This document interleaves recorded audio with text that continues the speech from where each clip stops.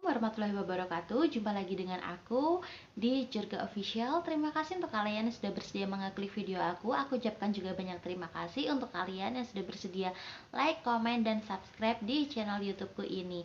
Nah, seperti yang ada di judul nih, kali ini aku mau menyampaikan sebuah cerita lagi dari temanku, sahabat Jurga semua juga. Nah, kemudian cerita ini itu terjadi di tahun 2015 lalu. Jadi kejadian ini berlangsung ketika sahabatku ini, sebut saja namanya Vera. Jadi Vera ini adalah seorang mahasiswa yang bersekolah di salah satu perguruan tinggi swasta yang kemudian ditugaskan atau mendapatkan tugas KKN di salah satu desa di luar kota. Nah, kemudian si Vera ini bersama dengan 7 orang temannya merupakan satu tim yang terdiri dari beberapa jurusan digabung menjadi satu. Nah, akhirnya Vera ini mendapatkan salah satu teman baik bernama Bima dan Lastri. Jadi Vera ini berteman dengan Bima dan Lastri dari 7 orang yang ada. Nah, mereka bertiga ini membangun persahabatan dengan sangat baik.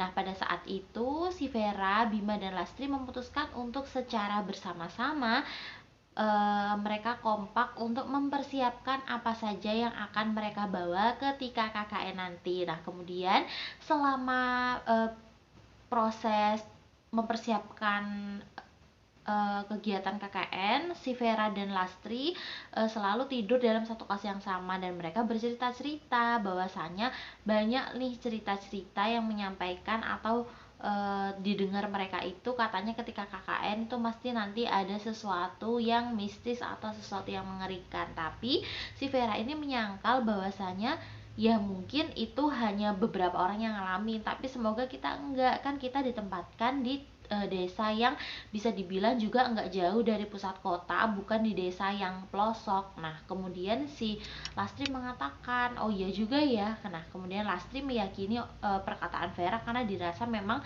ya benar, karena biasanya yang mistis-mistis itu kan banyaknya terjadi di dusun atau di daerah desa yang jauh dari pusat kota. Nah, sedangkan mereka mendapatkan tempat KKN di dekat pusat kota. Nah, kemudian akhirnya mereka ini memutuskan untuk berangkat 1 hari lebih cepat daripada yang seharusnya. Nah, kemudian si Lastri, Bima, dan Vera ini berpisah dengan teman-temannya. Jadi 4 orang teman lainnya berangkat di tanggal 8 dan Lastri, Bima, dan Vera datang di tanggal 7 karena mereka ingin mempersiapkan dulu, ingin bertemu dulu dengan kepala desa di sana, ingin mengatakan bahwasanya ya mereka membutuhkan tempat tinggal yang nanti akan mereka tinggali, sehingga ketika 4 orang temannya ini datang, kondisi rumah yang akan mereka tempati itu sudah bersih. Nah, kemudian tibalah saatnya di hari H tanggal 7, si Vera mengatakan kepada Pak kepala desa bahwasanya mereka akan mengadakan KKN selama 1,5 bulan untuk tinggal di desa tersebut. Nah, sebut saja desa A. Nah, kemudian Pak Lurah ini Pak Kepala Desa ini mengatakan, ya sudah baik nak, nanti akan kami berikan rumah. Jadi rumah itu memang sudah kosong sejak lama. Nah, tapi kemungkinan belum bisa dipakai sekarang. Nanti kalian sementara numpang dulu di rumahnya Ibu Sri. Nah, Ibu Sri ini adalah salah satu orang yang penduduk desa juga, tapi beliau ini janda dan anaknya itu merantau, sehingga beliau ini rumahnya ya kosong, jadi cuma ada Bu Sri sendirian. Nah, kemudian si Vera yang dengan semangat mengatakan, ah baik Pak, terima kasih, nanti rumah yang akan kami tempati setelah diizinkan kami tinggal di sana, kami akan bersihkan dulu ya Pak. Nah, kemudian Pak Kepala Desa sudah memberikan pesan bahwasanya iya boleh kalian bersihkan, tapi jangan merubah tempat ataupun merubah tata letak yang ada di rumah tersebut, karena memang rumah itu tuh rumah yang akan mereka tempati adalah milik salah satu seorang penduduk desa yang akhirnya memutuskan untuk merantau ke kota, dan ketika saat itu meninggalkan orang tuanya, seorang ayah di rumah itu, tapi kebetulan seorang ayah itu sudah meninggal. Nah, sehingga si anak ini memutuskan untuk tidak lagi kembali ke desa tersebut dan memutuskan untuk merantau selamanya di kota lain. Nah, sehingga rumah ini terbengkalai, tapi sama Pak Kepala Desa diminta untuk kuncinya diminta untuk ketika nanti ada yang ber-KKN atau ada yang dibutuhkan untuk sebuah acara bisa digunakan. Jadi sama anaknya ini digunakan semacam dihibahkan untuk desa supaya bisa digunakan. Nah, kemudian kepala desa ini berkata ke Vera bahwasanya nanti kalau kalian udah di sini ya semoga nyaman, semoga betah katanya. Nah, kemudian Vera, Lastri dan Bima merasa senang sudah mendapatkan tempat tinggal yang akan mereka tempati. Nah, tibalah esok hari, datanglah 4 orang temannya menyusul. Kemudian si Vera bilang nih ke 4 temannya tadi, wah kita udah dapat rumah nih, sementara kita numpang dulu di rumahnya Bu Sri. Nanti kalau sudah numpang di rumah Bu Sri selesai, dalam waktu 3 hari ke depan kita akan diberikan sebuah rumah, dimana rumah itu ya udah nggak kepakai cukup lama, tapi aku lihat dari depannya sih semua baik-baik aja dan nggak ada sesuatu yang aneh. Semuanya tuh menyenangkan kok di sini. Penduduk desa juga sangat senang menerima kita KKN di sini. Nah, kemudian si Lastri yang dengan sifat yang happy, dengan pembawaan yang happy, berkata kepada teman-temannya semua nih, gimana kalau misalnya nanti kita mengadakan acara setelah sholat maghrib di musola, ya kita semacam-macam perkenalan kepada warga desa sambil membagi-bagikan snack. Nah, kemudian disepakatilah oleh teman-teman ini bahwasanya kita akan mengadakan kegiatan perkenalan di musola setelah sholat maghrib.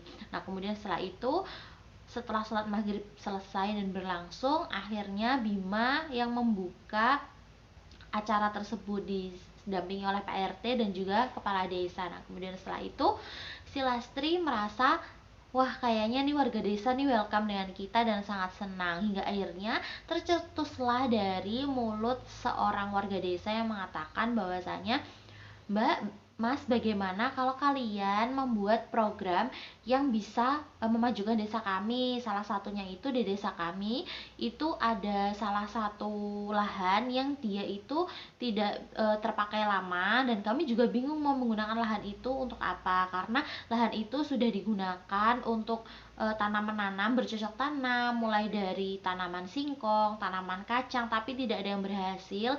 Nah, bagaimana kalau kalian bikin apa nih kira-kira, atau sekiranya apa yang bisa membangun desa kami menjadi lebih baik, atau mau kalian bikinkan gubuk baca, atau kalian mau bikinkan semacam kayak posyandu kecil-kecilan yang bisa digunakan rutin oleh setiap warga desa, atau gimana nih kira-kira, monggo manut Mas dan Mbak sekalian, kata salah satu orang warga. Nah, kemudian Lastri yang merasa, wah ternyata kami diberikan kesempatan nih untuk bereksperimen di desa tersebut. Nah, akhirnya si Lastri menyetujui dan ya sudah Pak, nanti kami akan bikinkan prokernya, akan kami bikinkan proposal program kerja kami, nanti mana yang disetujui ya akan kami laksanakan selama kami di sini. Nah, kemudian keesokan harinya mereka bekerja sama bertuju untuk membuat program kerja yang sudah mereka rencanakan. Nah, akhirnya tiba saatnya jadilah program kerja tersebut dan dipaparkanlah di depan warga desa. Akhirnya diputuskanlah oleh warga desa untuk mereka itu membangun taman baca mini, yang di sebelahnya juga dibangun sebuah gubuk sederhana yang digunakan untuk posyandu lansia dan juga posyandu balita, karena selama ini di tempat mereka itu kalau posyandu ya bergilir, di rumahnya A, rumah B, rumah C begitu, jadi setiap bulannya itu bergilir. Nah, kemudian rencana lahan tersebut akan dibangun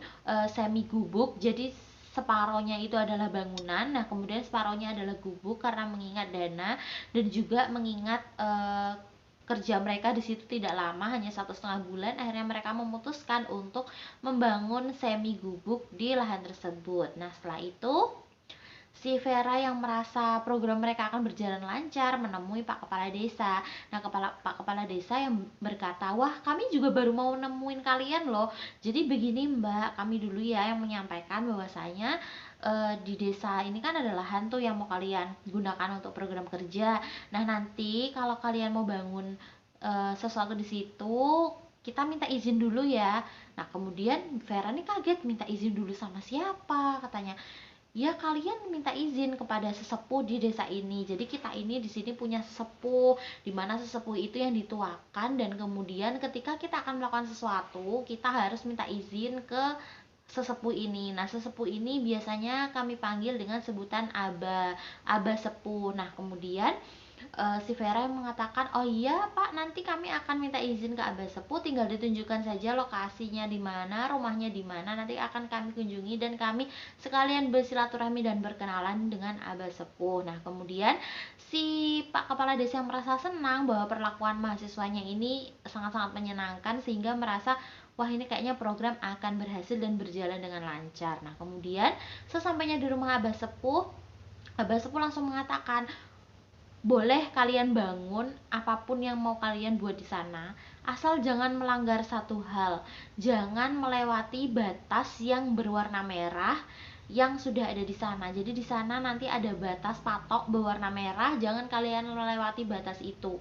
Karena kalau kalian melewati batas itu, ya aku nggak tahu nanti apa yang akan terjadi, kata Abah Sepuh. Karena selama ini ya warga desa itu nggak pernah melewati batas itu karena memang itu bukan wilayah kami, kata si Abah Sepuh. Kemudian si Vera, Lastri, Bima dan 4 orang kawannya ini menyetujui dan baik, bah nanti akan kami lakukan, akan kami laksanakan apa yang menjadi larangan dari desa ini. Nah kemudian akhirnya program berjalan sudah sekitar 2 minggu, semuanya bekerja, semuanya happy dan semuanya juga berjalan dengan lancar. Nah di pertengahan perjalanan Bima ini lupa bahwasanya dia tidak boleh melewati garis atau melewati patok berwarna merah, tapi Bima malah melangkahi patok tersebut, di mana ternyata patok tersebut akhirnya berada di bawah kakinya Bima. Dua kaki Bima yang satu melangkahi, kemudian patok ini ada tengah-tengah di sini. Nah, kemudian Bima yang merasa kaget bahwasanya aku lupa, aku melangkahi patok ini. Nah, kemudian Bima minta maaf kepada Abah Sepuh. Nah, setelah meminta maaf kepada Abah Sepuh berkata, ya sudah nggak apa-apa, semoga aja semuanya baik-baik saja. Keesokan harinya lagi, di sisi lain gantian Lastri yang kemudian lupa, dia malah meletakkan sesuatu, meletakkan palu di atas si patok merah itu, dan kemudian paku yang Lastri akan berikan kepada Pak Tukang, dia taruh di setelah patok tersebut, jadi melewati patok tersebut. Nah kemudian mereka semua dengan kaget, Lastri kamu melakukan kecerobohan, kan sudah dibilang jangan melewati patok itu, tapi kamu malah apa yang kamu lakukan di situ. Nah nggak berselang lama azan asar pun berkumandang. Akhirnya Lastri, Bima dan Vera memutuskan untuk beristirahat dan menyudahi program kerja mereka karena dirasa hari itu sudah cukup lelah. Nah kemudian si Vera melihat ada sesuatu hal yang aneh ketika akhirnya mereka memutuskan untuk pindah ke rumah yang tadi nih, rumah yang milik si bapak yang merantau. Nah kemudian di rumah itu selama 2 minggu nggak ada yang aneh, tapi setelah program bekerja itu berjalan dan ditambah dengan 2 temannya yang sudah melanggar tadi, seketika rumah itu ada yang aneh. Nah Vera yang merasa semuanya tadi baik-baik aja, merasa kok aku pengen pulang ya, udah mulai nggak betah nih di sini, ada apalah ini. Akhirnya si Vera memutuskan untuk menelpon orang tuanya mengatakan bahwasanya aku nggak betah, tapi orang tua Vera tetap meminta Vera untuk, ya kamu supaya dapat nilai kamu harus menyelesaikan KKN itu supaya nilai kamu yang mendapatkan nilai yang maksimal dan sempurna. Akhirnya si Vera memutuskan, ya sudah aku kuat-kuatkan demi kedua orang tuaku. Nah setelah itu tidak berlangsung lama, tidak menggunakan jeda yang lama, seketika itu Lastri berteriak dengan sangat histeris karena ternyata Lastri di sebelahnya ketika tidur dia melihat seseorang tanpa kepala, hanya berupa badan aja, yang kemudian tidur juga berbaring di sebelah Lastri. Lastri teriak dengan sangat histeris, tolong Vera, Bima, semuanya tolongin aku, katanya.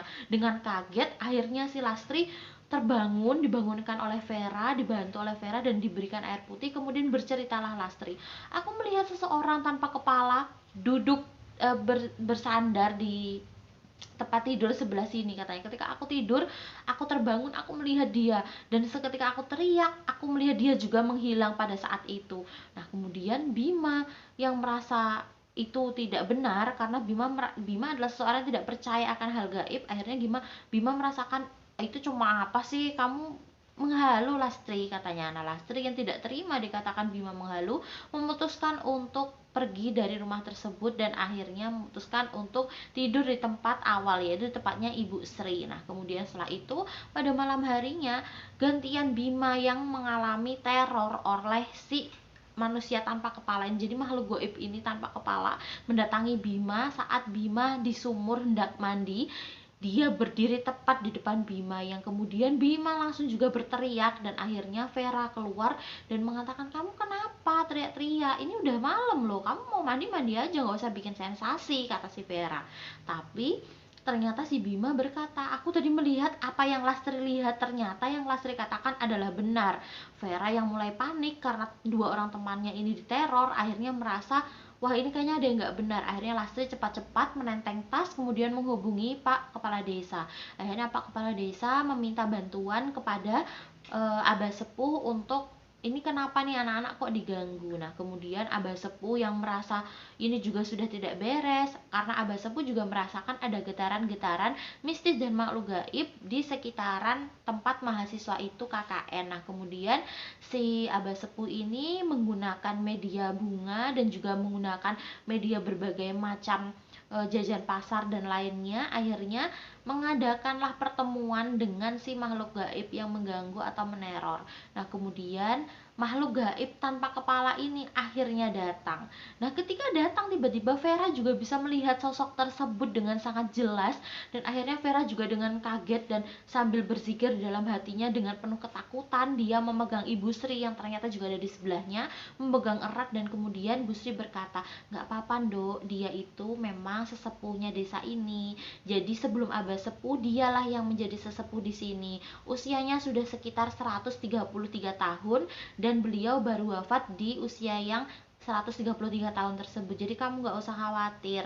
Terus Vera yang merasa aneh dengan hal tersebut kemudian terdiam, dan akhirnya ketika Abah Sepuh berbicara dengan sosok tanpa kepala yang disebut sebagai seseorang yang sepuh lebih dulu daripada si Abah Sepuh ini, akhirnya mengetahui ternyata gara-gara si Bima dan Lastri melanggar patok merah tersebut, karena ternyata patok merah tersebut itu adalah makam tempat si si orang sepuh ini yang akhirnya dulu meninggal, kepalanya terpenggal karena memang ada perang saudara dengan kampung sebelah. Jadi pada saat itu terjadi perang saudara nih di kampung tersebut, dan kemudian terpenggalah kepala si Abah Sepuh yang pertama ini. Nah kemudian digantikanlah oleh keturunannya, yaitu Abah Sepuh yang kedua, yang pada saat itu dijumpai oleh Vera. Nah kemudian Vera yang merasa sudah cukup tenang, akhirnya diceritakanlah sejarah kenapa akhirnya si